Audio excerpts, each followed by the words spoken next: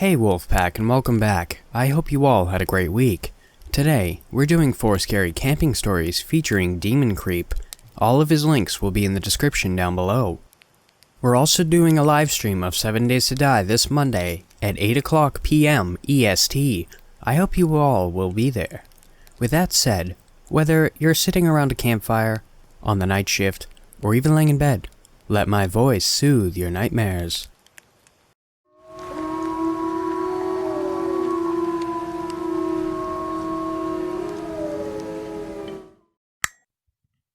This happened a while ago, but my then girlfriend, now wife, Mary, has finally given me permission to share this. It happened in the mid-80s. I was 18 and she was 17. We had just started going around together. It was the middle of summer, and we had just finished school. I held down a job as an apprentice mechanic while she worked as a receptionist at her father's company. This meant we didn't get as much spare time together as we would have liked. However, the perfect opportunity for a weekend getaway arose with a long weekend federal holiday, and I was able to convince her with only minimal pestering that we should go for the weekend to camp in a popular national park. When that weekend arrived, I packed my truck with all the supplies we would need and drove around to hers. I waited patiently on the front porch for her to be ready while her father stood with arms crossed in a hard glare. When she was finally ready, at least 4 eternities later, she said goodbye to her father, and he gave me a stern handshake with a gruff, "You look after her," to which I agreed vehemently that I would.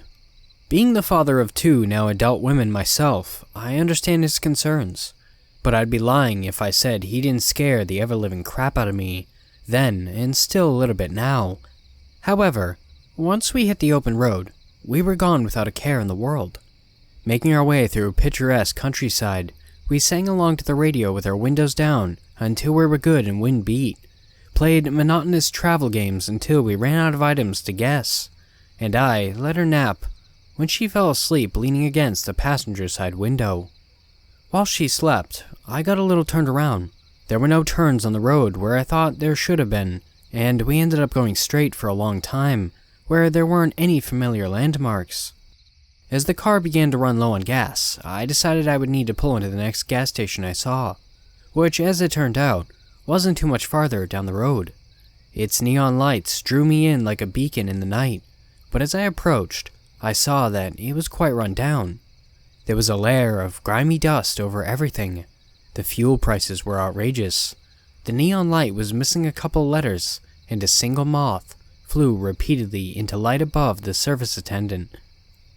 Suffice to say, if my car wasn't dying for a drink, we wouldn't have stopped. I left Mary asleep in the car while I filled it up and locked the car out of paranoia when I went in to pay and ask for directions.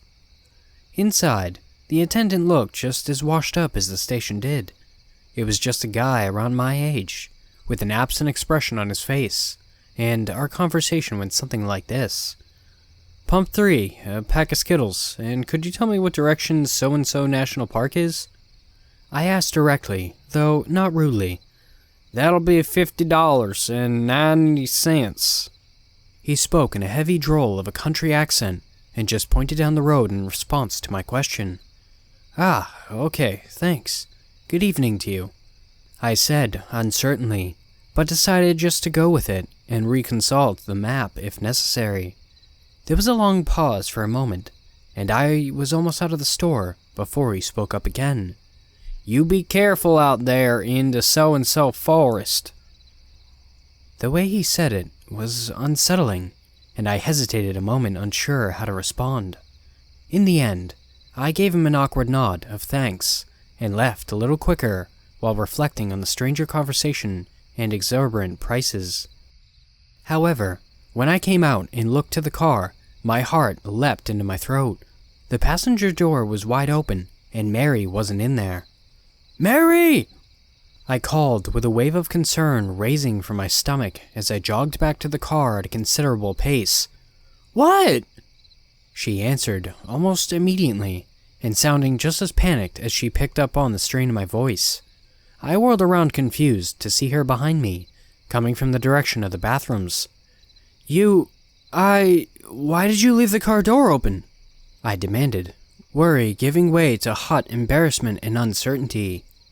She apologized for scaring me and then explained that she hadn't left the door open.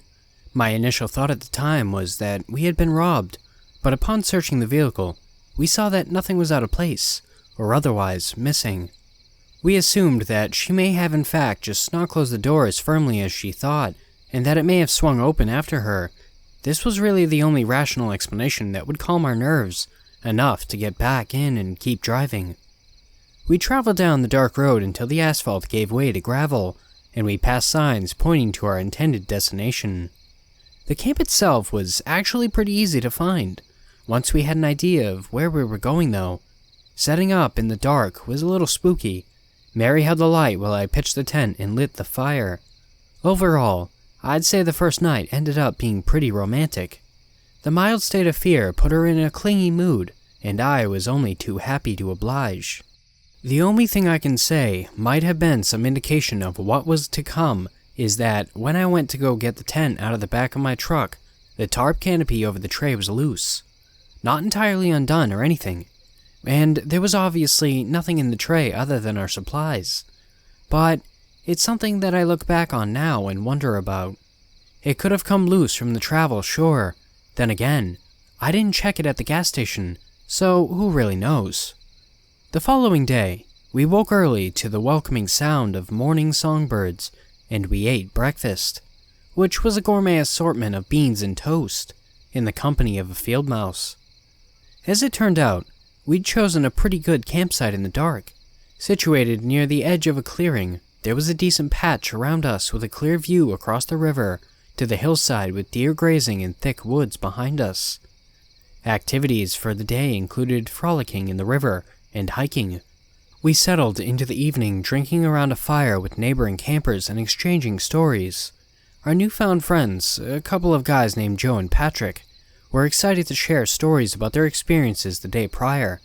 They had encountered the odd fellow at the gas station as well, but Joel told us in a more hushed tone that the other strange things had happened to them since arriving. They had heard footsteps crunching the leaves around their caravan late at night, and seen unidentifiable shapes moving between the trees at dusk. This was about the same time that Mary added in that while we were on our hike, she had felt watched, or like we were being followed, and had kept glancing behind just to make sure. As she spoke, I could tell she was genuinely spooked, though she kept her voice jovial. Patrick noticed too, and was quick to interject that it was probably nothing more than wildlife. Joe, however, was equally as eager to inform us that he had grown up in the area, and that this forest had a reputation for missing campers. Of the campers that had been found, their bodies were always discovered mangled beyond recognition. Some were found seemingly skewered at the top of impossibly tall trees, while others had just been strung up by their feet and torn apart. All circumstances of death were mysterious, and while each case had an official explanation, many locals suspected the police department was covering something up, since most explanations were a stretch at best. The conversation died off pretty quickly with that information, and Mary and I returned to our campsite.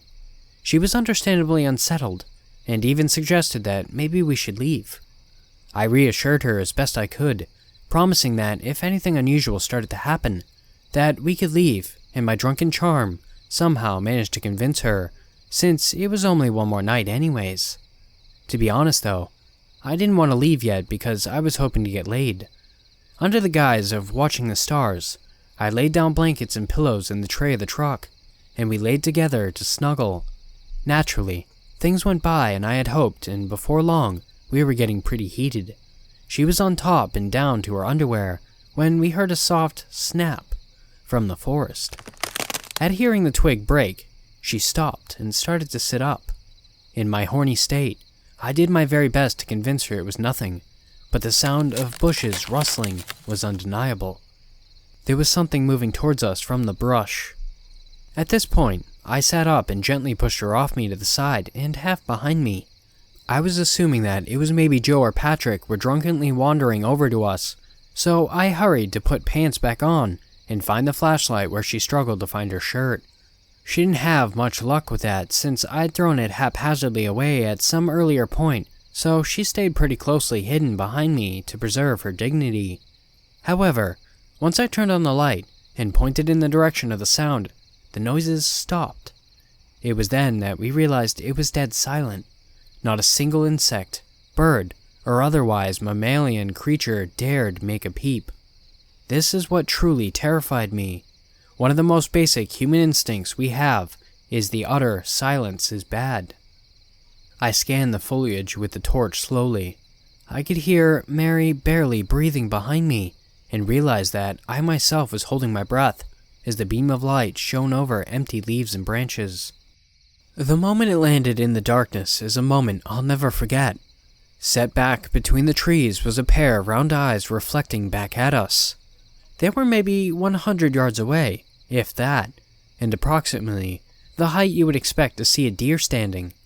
Both Mary and I froze as we stared down this thing in the darkness, trying to determine what we thought it was. Then it stood up. We saw the eyes elevate from deer height to what the hell are we seeing height. This thing stood tall, 7 or 8 feet by my best estimation in the dark at a distance. Then it screamed.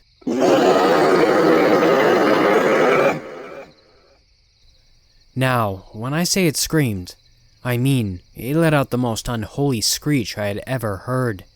It was simultaneously high-pitched and reverberating deeply. It shook me to my core, and to this day, neither of us have heard anything even remotely similar, or have been able to accurately describe the harrowing sound it made.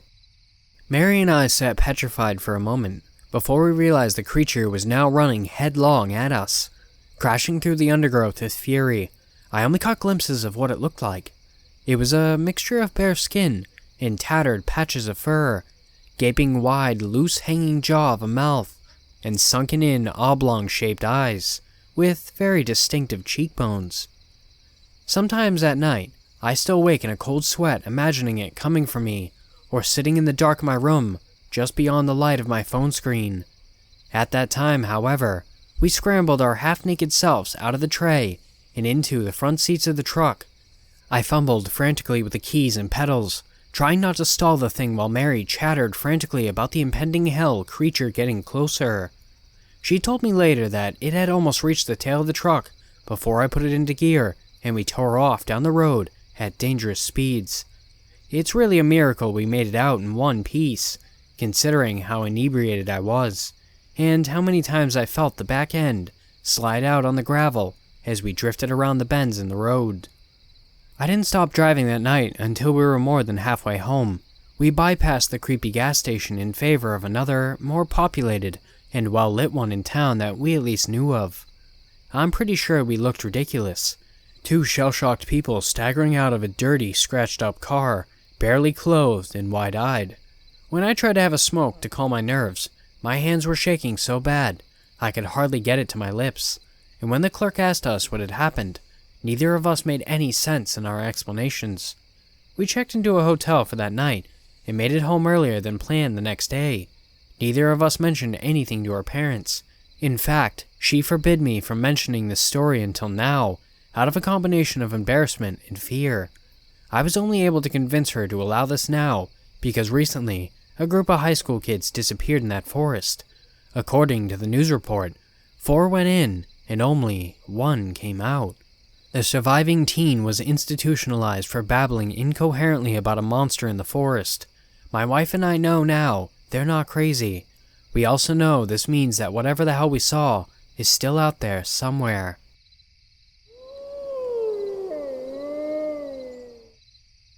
I met Agnes during a hike at summer camp. At 13, she was a year older than me.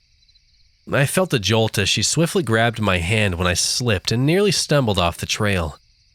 As I thanked her, I noticed her eyes gazing at me deeply and sympathetically. Around the campfire that evening, a counselor told a story about a monster that emerges from closets to devour sleeping children. Agnes sensed how much it scared me. She volunteered to be my tent partner. That night, the fear I felt slowly dissipated as she reassured me that I had nothing to worry about. Eventually, I drifted off. We became friends and did everything together for the next few weeks. We chatted about our favorite books. I described my parents' divorce and how my dad would pick me up from camp to keep me for the rest of the summer. Agnes taught me how to start fires and gave me basic training with her long Bowie knife. Oddly, she often wore a pair of thin white gloves. One day, a camper in one of the boys' cabins named Winston disappeared. Agnes and I were one of the many pairs who searched for him in the woods. Eventually, he reappeared dirty and bruised. He wouldn't talk at first, but then he accused Gerald, his counselor, of attempting to molest him. Agnes woke me up in our cabin that night and beckoned me to follow her. We tiptoed past sleeping campers and outside. Agnes didn't answer my questions, but I trusted her. Eventually, we arrived at an administrative building, where we slid through an ajar window. Inside, Winston, who had been removed from his cabin following the events of the preceding day, slept on a couch. I looked at Agnes, confused, as she reached out and gently gripped Winston's hand. For a moment, both of their bodies slightly convulsed as if jolted by an electric force. The movement ceased when Agnes let go. Agnes motioned to the light switch, which I flipped obediently. Winston shot up, awake. Agnes spoke firmly. "I know you ran off for attention." Winston looked wide-eyed. "It made you feel special. When you needed an explanation, you falsely accused Gerald. In the morning, you'll recant your story, or I'll spread your entrails across the campsite." This shocked me and Winston into silence. Agnes and I crept back unnoticed. The next morning, I chalked it up as a dream, but sure enough, word soon spread that Winston had confessed to fabricating his story. Gerald was released from custody and Winston was sent home. On the penultimate day of camp, Agnes told me something I would never forget. "I know why you were afraid of the closet monster. Do you want my help to get rid of it?" I nodded, though I understood her only intuitively. My father never arrived to pick me up. His body was found covered in deep stab wounds in a gas station bathroom nearby. I shed no tears. Though it took years for all the repressed memories to resurface, I knew then that a monster had been slain.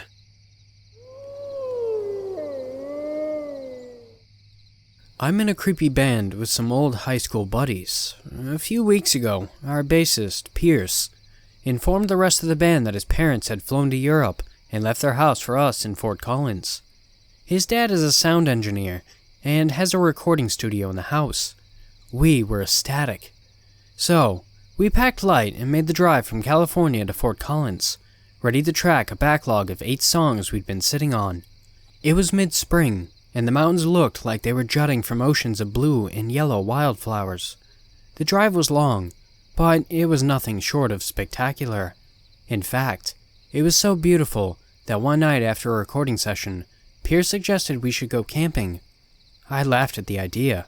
They all knew that I had somewhat negative experiences in Colorado Rockies a few years ago, but Ronnie and Jeff jumped on the board and insisted I not be a wet blanket about it. Pierce recommended some vanilla tent camping at the foot of the mountain, but Ronnie had a bright idea. He wanted to do some astrophotography, and for that, he said, "We need to go to a place that's really dark." So he spent some time Googling and discovered Comanche Peak Wilderness, a remote section of a popular national park. "What a great idea!" I remember chirping. "Why, surely nothing could go wrong." Of course, shit did go wrong, and it started on the drive up there. People always forget that evening begins around 3 p.m. in the deep woods. As soon as the sun dips behind the treetops, the gloom sets in and things get eerie. Nothing makes me more claustrophobic than the sight of a heavy murk sliding over the world. My body rejects it because my brain knows it's too early for dark. I was on edge the second the paved road gave way to dirt. The other thing people forget is just how loud the woods are at times, and how silent they become at others. The contrast between them can make your head spin. One moment it's a symphony of owls and crickets and toads, then a branch will snap or thunder will crack, and suddenly you're wondering if you've gone deaf. And then, of course, if you think about it too much, you realize just how full the darkness is with all those watchful eyes. We went in as deep as we could. We ditched Pierce's truck on the side of some forgotten road and hiked about a half-mile into the trees. There was no trail. We followed the GPS to a tiny lake nestled somewhere uphill, where Ronnie could set up his cameras and get a clear view of the sky. We followed the GPS to a tiny lake nestled somewhere uphill, where Ronnie could set up his cameras and get a clear view of the sky. We hadn't crossed a solitary soul after entering the preserve a few hours prior, and I felt apprehensive about the fact that no one knew where we were. By dusk, we'd set up the 2 tents Pierce had borrowed from his parents. We made a small bonfire pit between them, and had strung all of our food up in the trees like you're supposed to. Ronnie set up his camera along the shore, and then we waited for nightfall. My anxiety worsened as darkness ate away at the sky. The guys didn't notice. They drank and smoked and carried on. And right when the world went black, leaves began to crunch in the distance behind our tents. A girl emerged from the tree line and stopped at the edge of our little clearing. The little girl was probably 8 years old and wore a white dressing gown, like she'd just woken up. She had platinum blonde, almost white hair, and skin so pale she looked like a ghost in the firelight. She wasn't carrying a flashlight or anything. She'd been walking in pitch black woods. She squinted at our fire as if it annoyed her, and let out a few wet coughs. We all just stared at each other in confusion while she studied us. There were no roads or trails in this area. This was not a campground. Her presence almost made no sense. Jeff eventually called out to her, asking if she was okay, and she replied, "My mom's sick. Can you guys come help us?" Where is she?" Jeff asked. The girl just pointed into the forest. The trees and shadows and mist clustered together to form a great big wall of nope. I gave Jeff a subtle, hell no, head shake. I might be a coward, but I'm not about to disappear by some malevolent wood pixie. Ronnie stood up and asked the girl if they were camping or if they had a house or what. The girl just said, "She's really sick, just follow me." She started coughing again. At this point, all 4 of us could sense that something was wrong. Pierce, probably the cleverest of us, invited the girl to come warm up by the fire and explain what was going on. I think he knew she'd decline. The girl just turned and walked back into the woods, coughing as she went. Before she vanished, she turned around and said something, but we couldn't be certain of what. I heard, "So, you'll be a liar." But Ronnie heard, "Soon, you'll meet the liar." We built the fire up a lot more, mostly to keep our good perimeter against the darkness. All of us were a bit creeped out. But after a few hours, the guys had mostly forgotten about the girl. They laughed and told stories about drunken escapades. At some point, Jeff and I went to the tree line to take a piss. I walked about 10 steps into the woods and blasted the dark with my flashlight, Jeff following closely behind. I wanted to see if there was a clearing on the other side, or a footpath the girl might have followed. But there was nothing, just a snarl of impassable trees. We heard Ronnie shouting something, so we jogged back to the fire and saw him examining the southern edge of the clearing. That was the direction we'd left the truck in. Pierce said as we passed by, he thinks he heard more footsteps. I heard them too, though. Standing next to Ronnie, I could make out a new pair of feet trampling the leaves in the dark. It was louder than the girl had been, probably bigger. "Show yourself," Ronnie shouted again. "We are armed." To my surprise, a woman answered him. She laughed and said, "Don't shoot, I'm just a hiker." We moved back and watched her step into the clearing. She was probably in her late 30s and wore a raggedy hat and an old beat-up pack. I remember Pierce grumbling like, "Real private spot you found here, Ronnie." And I agreed. How the hell were all these people bumping into us way out here? The woman introduced herself as Sarah and apologized for scaring us. Ronnie demanded to know what she was doing out here, and she explained that she'd done the full day loop around the mountain, but got lost for a while. She claimed to have found her bearings and now knew where she was going. "You know the way back? You know the way back?" he repeated to her. "Yep." "In the dark, without a flashlight?" "Uh-huh. I know this area pretty well." Ronnie wasn't buying a word of it. He turned back to the rest of us and said, "We're getting cased, you guys. We're all about to get robbed, soon as we fall asleep. Campers get killed by thieves and meth heads all the time." "Well, thanks for bringing us out here, dingus," Jeff said. Sarah laughed again. She was real smiley for a woman lost in the woods, in the dark. "I swear it's nothing like that," she said. "Look, I'll be on my way." For whatever reason, I felt the urge to press her further, so I said, "You know you're not the only person we've met out here who's been walking around without a light." That fake little smile fell off Sarah's face, and it took the wind right out of my sails. She stared at me like she could see down in the deepest places inside me. "You met a little girl?" she asked with a blank expression. My bandmates all exchanged looks of incredulity. Sarah collected herself, and a new smile spread across her face. She said, "Don't listen to anything that little brat says. She's a liar, through and through. Look, why don't you guys hike down to the ranger station with me? It'll be safer together." She pointed behind herself into the woods. Something lit up in my brain. This was the second time a stranger had tried to coax us into the dark. We weren't going to get robbed. Something much worse was about to happen. Pierce seemed to have come to the same conclusion, and he invited Sarah to instead join us around the fire. As he did with the little girl, he knew Sarah would decline. The strange woman told us that she had to get back before it got any colder, and with that, she turned and hurried off into the woods. After a long debate about what to do, we decided that hiking back to the truck was the fastest way to get lost or killed. We hadn't used a trail, and our phone batteries were low. Every time the wind blew, it set 1,000 trees groaning and shivering, which made it impossible to orient yourselves by sound. And it was so black that if I stared into the darkness long enough, I started having minor hallucinations as my brain tried to make sense of the void. So, we kept the fire blazing and agreed to sleep in two-person shifts. Since Pierce and I were the soberest of the bunch, we agreed to stay up first.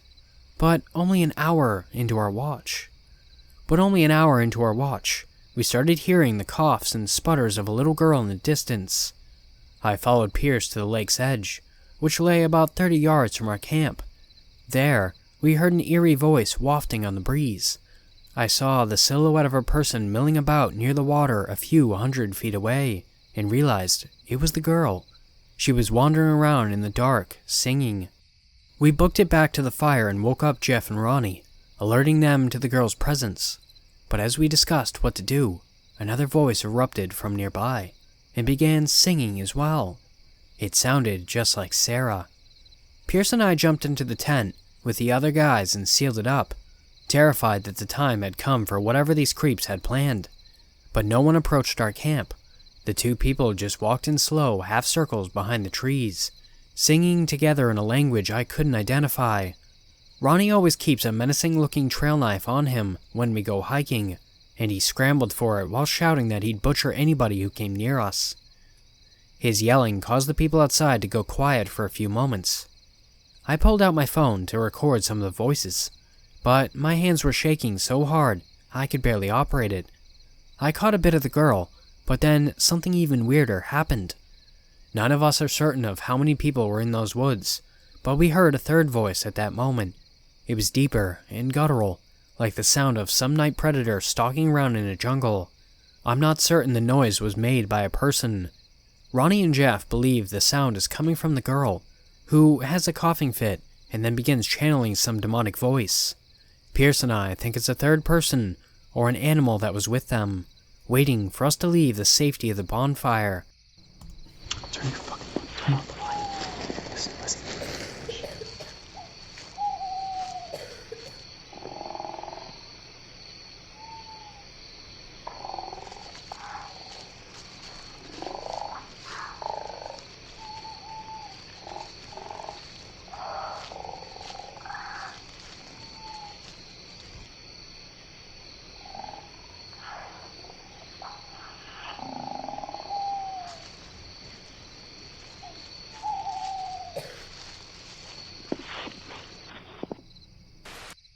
After the commotion, the activity in the woods died down for a while.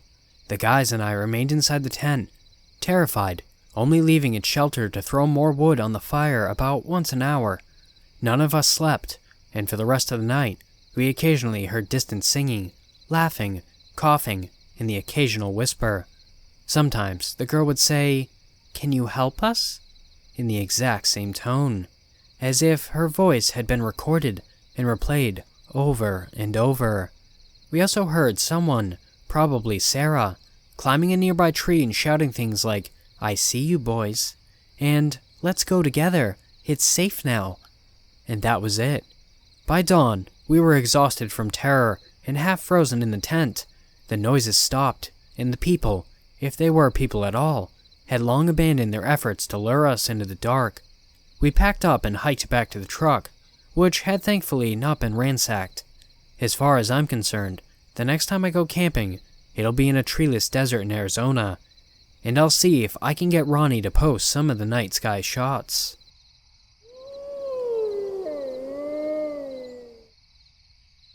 Are we there yet? Charlotte asked for the 15th time since we left the last petrol station. With every turn in the road or change in scenery, she felt compelled to ask if we'd reached our makeshift home for the next 5 days. With her being 11 years old and almost 10 years gap in age between us, we weren't the closest of brothers and sisters, but we set our differences aside every year for the annual family camping trip. This year, with our father being made redundant, the trip was the last thing on their mind. With the likelihood we wouldn't be able to afford a trip next year, they decided that we wouldn't go to the usual campsite. Instead, they took to the web to look for a cheap and cheerful alternative. That's how they found Camp Lotti. They were drawn to it at first because of its name. Lotti being the pet name they had for my sister before adolescents began to appear leaving behind pet names. Politeness and most traits that make the younger generation easier to get along with. "How far actually are we, Dad?" I ask while leaning in between the headrests of the front 2 seats. Mom doesn't look up, her eyes fixed on the GPS on her lap. "That's what I'd like to know," she muttered, shooting her a quick glance. "Not now, Nat. We'll get there," Dad replied. I took my seat again next to Charlotte, who had taken the opportunity of my back being turned to taking my MP3 player and turning towards the window, as if not looking in my direction would hide the fact that she had it. I decided against starting an argument and resigned myself to gazing at the window at the tree line that followed the road. As we made our way along the trail, further into the forest, the canopy overhead gradually grew thicker. We navigated our way along the winding road. The light began to fade or obscure at this point. I wasn't really sure. Dad slowed the car down and switched on the lights.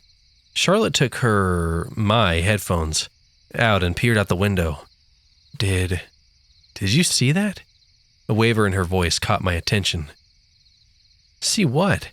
Undoing my seatbelt, I shuffled across next to her, stretching across and looking at her window. I think it was a woman, but her face..." Her voice trailed off. I turned away from the window. Tears were beginning to form as her eyes were fixed on the tree line. "What was wrong with her face?" I asked softly. "What did you see?"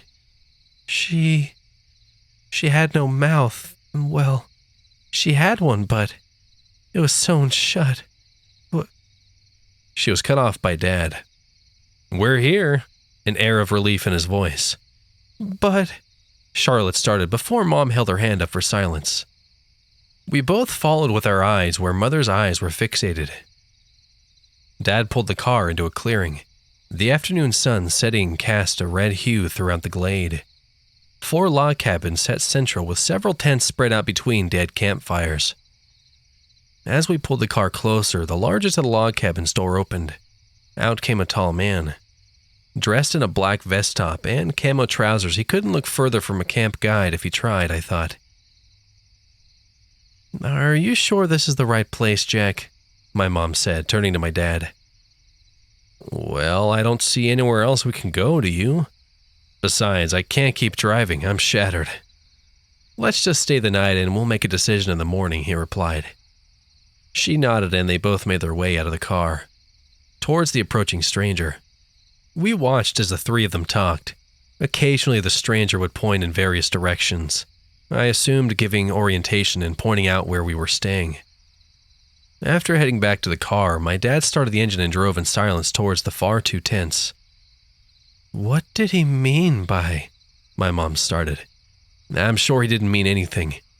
"Let's not in front of the kids," Dad interrupted. We pulled in front of the tents and unloaded the cars without incident. As always, me and Charlotte shared while my parents took the other tent. We used the disposable barbecue and cooked up some home-prepped ribs and rump steaks. Throughout the meal, both Mom and Dad kept glancing back towards the cabins, then the tree line and back. After we had all finished our meat, we turned in for the night. After an hour or so of disagreeing how we were sleeping and the usual sibling back and forth, Charlotte fell asleep and I doused the oil lamp, plunging us into darkness. Mom and Dad were still awake. I could hear them talking.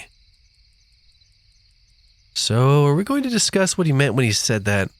He gave me the creeps," my mom started. "He said we were not supposed to go out into the forest after dusk if we valued our lives. What kind of warning is that?" she continued. I heard my dad check the zip, as if somehow the thin material would shelter their conversation from prying ears. "I don't know, he seemed off.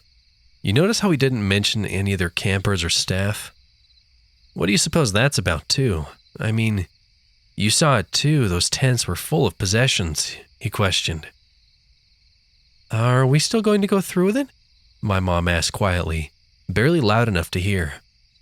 A dead silence before my dad replied. He must have been considering his response. "Yes, we have to. Especially now work laid me off, we won't get near as many chances." He trailed off his sentence. "What do you think he meant by be aware of the girl?" Mom asked. Ignoring her question, "We start when the sun comes up. I don't want to drag this out over the weekend like usual," Dad replied. I could hear rustling amongst their sleeping bags, then silence. While straining to hear any more conversation, I too fell asleep. I was woken in the early hours by Charlotte shaking me. "Wake up, wake up. I can hear someone moving outside the tent," she whispered. I shot straight up and once again strained to listen. She was right. Someone was moving outside the tent. After gently opening the tent, I slowly peered out. Just as I peered out, I could see Mom and Dad disappearing into the trees. I told Charlotte to put on her shoes as I did the same, and we followed our parents' path into the trees. They were barely making a sound, and once or twice we almost lost them in the thick undergrowth, but eventually they just stopped ahead of us, just on the cusp of a clearing. From where we stood, we couldn't make out what was in the clearing. After a few minutes, our parents split up and headed into the clearing, crouched in quietly. We made our way forward to where our parents once sat. We could see now this clearing, much like ours, had several log cabins and tents spread out amongst it, although each tent was an off-tanned color as opposed to our blue tents. We stepped into the clearing and huddled behind the nearest abandoned car for a better view. I wish we hadn't. My stomach felt heavy and my throat dried. I felt dizzy as I came to realize the main difference between the two camps. These tents were no ordinary tents. Each tent was crudely made from some kind of skin, stretched and torn into macabre camping equipment with long steel pegs skewering them in place. From here I could tell a few were held up by femurs and forearms, adorned with skulls and hands. As we were paralyzed with shock at what we were looking at, we didn't see a far tent opening. Out came the mouthless lady, blade in hand.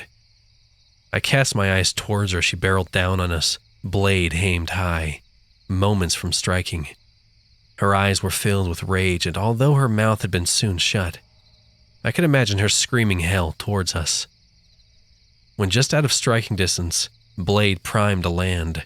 Out of nowhere appeared our father. As she left the ground in an attempt to strike, he rose his hand under her and plunged his own blade deep into her ribcage. She seemed to stop midair. It took a moment to realize she was now resting on my dad's wrist, blade thoroughly planted through her chest. He put his other hand to his mouth and placed 2 fingers in to whistle. One of the log cabins opened and out came our mom, head to toe in blood. "Is that the last of them?" she shouted. My dad just nodded and let the body hit the floor. "I'm assuming you have questions," my dad said, turning to us. "A few, for one. I thought we hunted together. Why did you and Mom sneak out like that? And 2, what the hell is this place?" I replied. With a smile, my dad said, "We're sorry, but after hearing that warning from our kind camp guy, we couldn't resist checking it out. You do know how me and your mother get after eating. We need to hunt again." Putting a hand on my shoulder, "As for this place, I assume, like us, it's another fucked up family, but who were just unfortunate enough to cross our path. Now, how about we make it up to you and me and your mother let you and Charlotte hunt down that weird camp guy? After all, it is a family holiday."